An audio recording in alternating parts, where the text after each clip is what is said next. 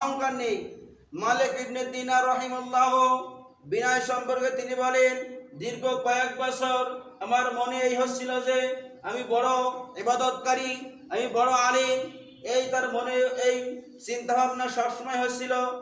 একটা তার মনে রিয়া চলে আসলো, সে ভাবছে যে আমি বড় ইবাদত করি, বড় আলিম।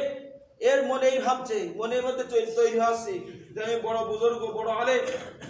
তখন তিনি কিছুদিন পরে রাস্তার ধারে যাচ্ছে, যাওয়ার পরে দুই মহিলা বলাবলি করছে যে ওই যদি তোমরা কেউ রিয়াকারী দেখতে চাও, অহংকারী ব্যক্তি দেখতে চাও, অমুককে দেখো।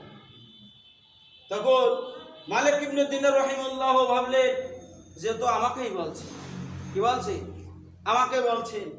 তখন তিনি বললেন কেউ যদি ভণ্ড দেয়, তখন ওই ব্যক্তি বললেন, মালিক ইবনে দিনার রাহিমাহুল্লাহ বলেন, তোমরা যদি কাউকে ভণ্ড দেখতে চাও তাহলে আমাকে দেখো। ওই কথা শোনার পর বলছে, তোমরা যদি কাউকে ভণ্ড দেখতে চাও, গুনাহগার দেখতে চাও, তাহলে আমাকে দেখো। তাদের কথা শুনে কি বলছে যে ভণ্ড গুনাহগার দেখতে চাও তাহলে আমাকে দেখো। তা নিজেকে ওই কথা বলার কারণে নিজেকে কত ছোট মনে করেছি, কত নিম্নতলায় নিয়ে চলে এসেছে। এই জন্য সবসময় নিজেকে ছোট মনে করতে হবে, বিনয় আনতে হবে। অনেক বড় ঘটনা। এবং গুনাহগারের গুনার দুর্গন্ধ কাউকে দেখতেছে তাহলে আমাকে দেখো, যে আমি এত গুনাহগার, আমার গুনার দুর্গন্ধ ছড়াই গেছে, তুমি আমাকে দেখো। তাদের জীবন দেখো।